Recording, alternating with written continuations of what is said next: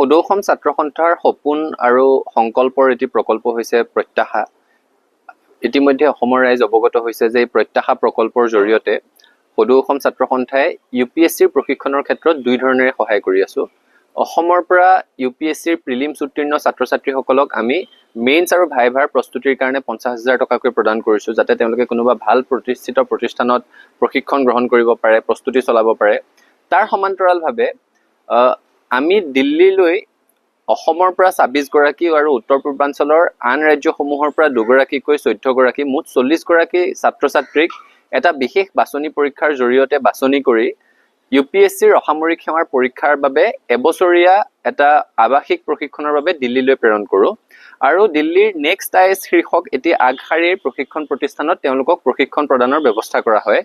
আজি সদৌ অসম ছাত্ৰ সন্থা আৰু নেক্সট IAS প্ৰশিক্ষণ প্ৰতিষ্ঠানৰ মাজত এই বৰ্ষৰ যি 40 গৰাকী ছাত্ৰ ছাত্ৰী 2026 বৰ্ষত প্ৰশিক্ষণ গ্ৰহণ কৰিবলৈ আহিছে, তেওঁলোকৰ প্ৰশিক্ষণৰ কাৰণে বুজাবুজিৰ চুক্তি স্বাক্ষৰিত হৈছে।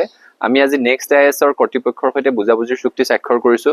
ছাত্ৰ সন্থাৰ এটাই আশা, এটাই সপোন, এটাই সংকল্প, অসমৰ পৰা অধিক হাৰত ছাত্ৰ ছাত্ৰীয়ে UPSC আৰু অন্যান্য সৰ্বভাৰতীয় পৰীক্ষাসমূহত অৱতীৰ্ণ হ'ব লাগে। অসমৰ পৰা এচাম দক্ষ প্ৰশাসনিক বিষয়াৰ সৃষ্টি হ'ব লাগে। এই ক্ষেত্ৰত আমি অসমবাসী ৰাইজৰো অভিভাৱকত্ব আৰু আশীৰ্বাদ কামনা কৰিছো।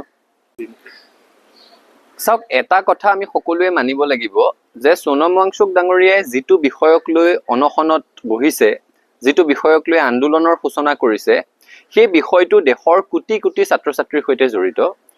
এইবাৰ নিট পৰীক্ষাত হোৱা প্ৰশ্ন কাকত ফাদিলৰ ঘটনাই 22 লাখকৈ ছাত্ৰ ছাত্ৰীক জীয়াতু ভুগাইছে।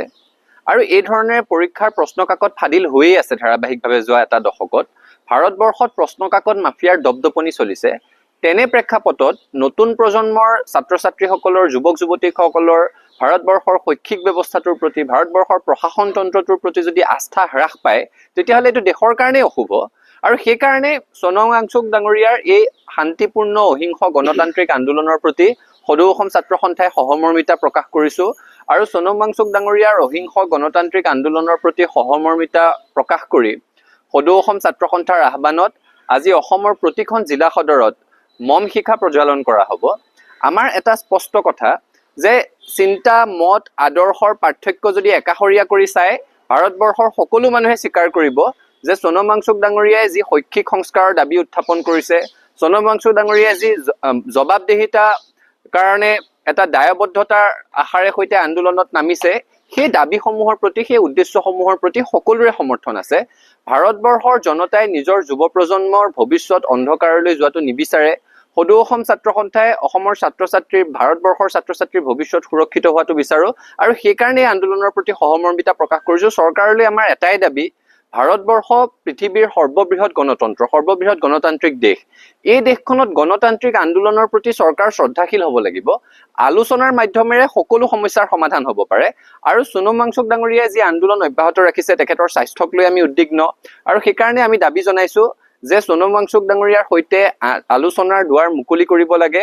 আলোচনাৰ মাধ্যমেৰে সৈতে শৈক্ষিক সংস্কাৰৰ দাবীত চলি থকা গোটেই বিষয়টোৰ সমাধান সূত্ৰ বাহিৰ কৰিব লাগে।